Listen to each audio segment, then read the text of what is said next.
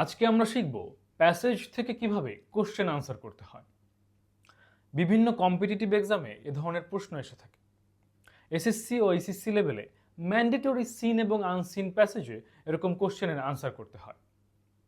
Passage থেকে question answer করার ক্ষেত্রে প্রথমেই আমরা প্রশ্নগুলো পড়ে নেব।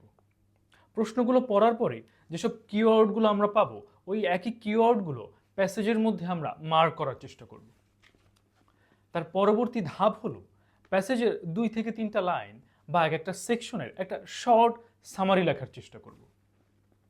এবং শেষ ধাপে আমরা মেইন আইডিয়ার সাথে সাপোর্টিং আইডিয়ার একটা পার্থক্য করার চেষ্টা করব।